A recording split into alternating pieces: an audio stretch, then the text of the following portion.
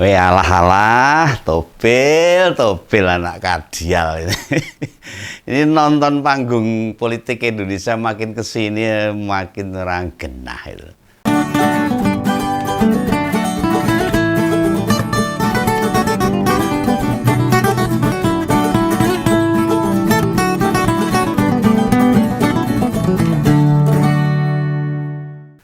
Baru aja loh, lagi wae MK memutuskan penolakan gugatan hasil Pilpres dengan dissenting opinion. Lah pagi tadi KPU kan wis pleno penetapan capres-cawapres terpilih. Pak Prabowo Gibran memimpin 5 tahun ke depan sebagai Presiden Indonesia. Lah Pak Jokowi kok ya malah duwe rencana ngasih bintang jasa pada anak dan menantunya. Gibran sama Bobi Nasution. Ini penghargaan apa meneh ini. Rumangsaku ora rampung-rampung. Penghargaan yang diberikan itu namanya Satya Lencana. Penghargaan dari pemerintah yang diberikan sekali seumur hidup. Biasanya diberikan pada kepala negara yang berprestasi, yang jos pokoknya. Nah, maksud sekali seumur hidup. Nek wis tau entuk nggak boleh diusulkan dapat lagi. Mau pisan tok til. Ya, pertanyaan berikutnya ini Begawan ini.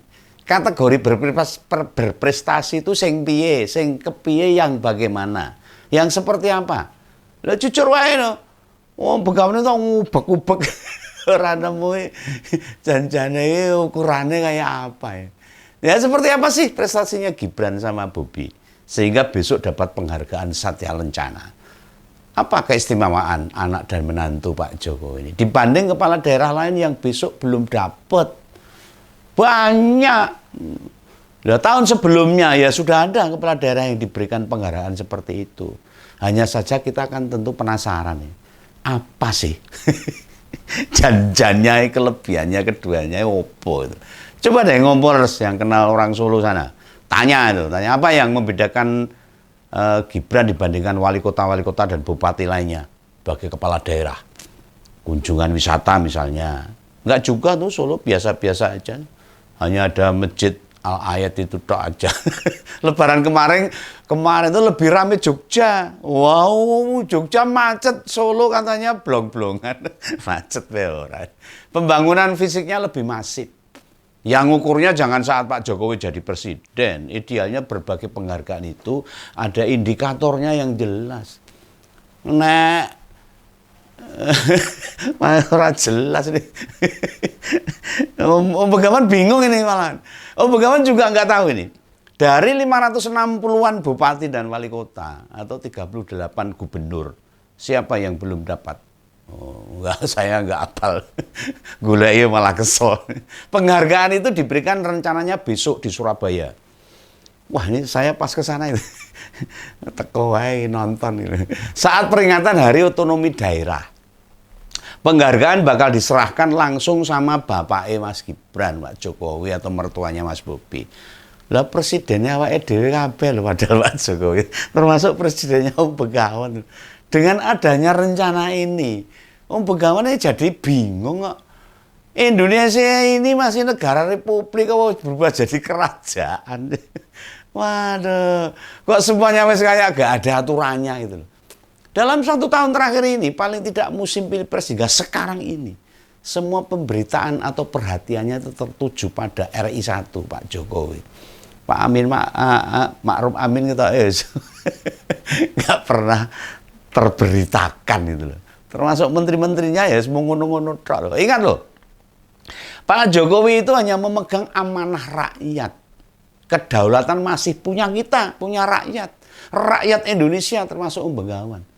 Tapi yang megang amanah kok bablas tekan ngendinti blasak-blasak. Ini loh hal-hal yang menjadikan rakyat pada merasa tersakiti. Nelongso ruwet yang kayak ginian loh. Makin nggak dipedulikan pemilih. Iya toh. Utamanya yang milih Prabowo. Mengapa Om Begawan berkeyakinan begitu? Ya soalnya mayoritas pemilihnya Pak Prabowo itu anak-anak milenial. Mereka hanya merasa sudah menunaikan kewajibannya sebagai pemilih. Memilih tok. Mereka hanya mikir, ya wes selesai tugasku, nek bar nyoblos di TPS. Sekarang giliran yang menang menjalankan tugasnya. Oh iya, ndak begitu. Makanya ini milenial nggak mikir ini. Tidak mempertimbangkan, tidak mengantisipasi. Apa mereka mampu atau enggak. Orang mikir, orang gagas. Tidak semua milenial begitu sih. Termasuk pemilih Prabowo. Ada orang-orang dewasa nan matang kayak Om Begawan juga ini. Ya, saya Begawan tetap menganggap Pak Jokowi itu orang baik. Oh ya, orang baik. Malah teriak-teriak. Jika kita melawan orang baik, maka akan kalah. Ini ada yang teriak gitu. Ya, Pak Jokowi dulu itu memang baik. Yang saya kenal dari 2004 sampai setahun terakhir kemarin itu, iya malah bisa jadi sampai sekarang masih baik. Hanya saja kebaikannya itu ditutupi oleh nafsu syahwat untuk mempertahankan kekuasaan. Orang semeleh, tidak selesai dengan dirinya sendiri. Ijih kurang. Lah bila nggak percaya lihat aja. Waktu ketemu wartawan, tatapan matanya, tutur katanya, penggunaan kalimatnya, wes berbeda dengan sebelumnya. Ini juga merembet ini ke keluarganya. Ini pendapat Om Begawan, tidak menuduh. Lihat saja anak-anaknya bila bertemu sama media, gerak tubuhnya juga berbeda. Ingat loh, ini bukan tentang kalah menang lagi. Sekali lagi bukan masalah kalah. Ini tidak soal kekecewaan juga. Nah, bagi orang-orang yang masih memegang teguh etika, unggah-ungguh, aturan, adab, hati nurani maupun hati kecil Pak Jokowi itu sama keluarganya. Gitu. Malah kondisinya lebih menyiksa. Oh iya, daripada kita-kita ini. Semuanya mereka jadi serba salah. Lah kondisi begini ini bakalan makin membuat langkah Indonesia menjadi negara maju bakal abot, berat. Kayak setum kentekan bensin disuruh ngangel. Sehingga tantangan terbesar memajukan sebuah bangsa bukan dari luar. Misalnya jeli melihat ini, justru hambatan paling gede itu ya bersikap demokratis tadi. Tidak nuruti kemauan atau malah mempertahankan kekuasaan. Ini yang membuat Indonesia tidak bakal maju. Pak Jokowi makin hari sibuk dengan bagaimana mempertahankannya. Atau membuat nama keluarga besarnya tetap baik. Malah kita bersedih banget loh. Wes jarang kepala negara bicara kepentingan rakyat. Pemberantasan korupsi yang sekarang lagi ugal-ugalan. Ora emas, ora timah, wah dirampok ini. Nah, seperti efisiensi birokrasi dan sejenisnya sudah tidak lagi menjadi fokus. Yang perlu ngompol harus perhatikan ini. Tidak banyaknya yang demo, yang tidak puas ini, yang bengak-bengok, bukan berarti sedikit yang peduli pada politik kita. Oh enggak. Justru cawe-cawe itu yang membuat masyarakat jadi cuek. Jadi Om Begawan ini wegah itu ngomong-ngomong ke masalah tentang Pak Jokowi. Nonton TV wegah masyarakat itu. Yang sekarang acuh, wes abe itu masyarakat itu. Buat apa? Gagas politik kalau cuma main-mainnya seperti itu. Masyarakat sudah a priori. Lalu yang megang kekuasaannya maunya semua dituruti ya. Harus akan ciloko nih. Dan pemberian Satya Lencana penghargaan pada anak dan menantu, meski penghargaan itu diberikan karena jabatan wali kota loh, tapi itu mencerminkan ketidakpantasan, orang pan-papan kalau bahasa Jawanya itu. Apa pernah Pak Harto, Pak BY, Bu Mega, Gus Dur, Pak Habibie ngasih penghargaan ke keluarga mereka? Mereka punya batas-batas etika, kepatutannya. Wah, iki malah belas. Heran saya ini. Tapi yang ada sekarang malah kepala negara memberi contoh yang tidak pas, tidak tepat. Kita bakal hanya jadi penonton loh masyarakat. Panggung besar politik Indonesia dalam 5 tahun mendatang, prediksi Om Begawan ini.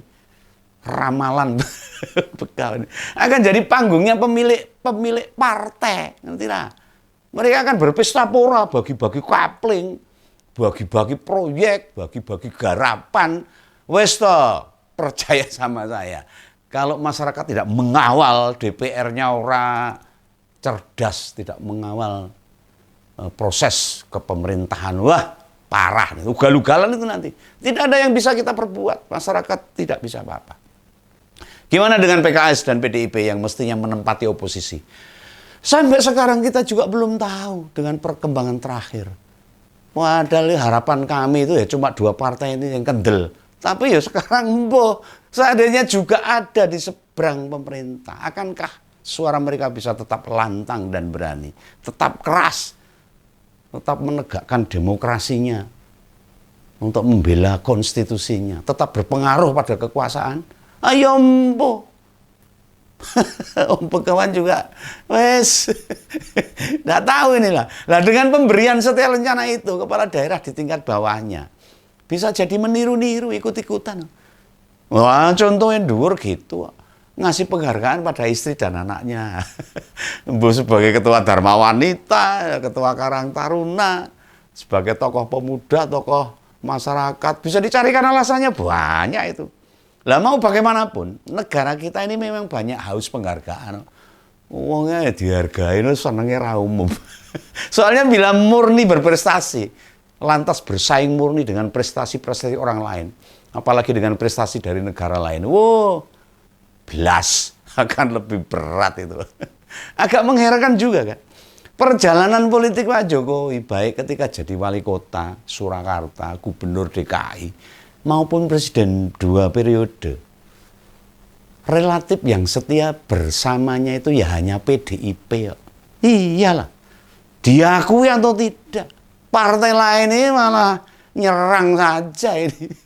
Inovasi, terobosan, gagasan muncul murni dari apa yang menurut dirinya bagus.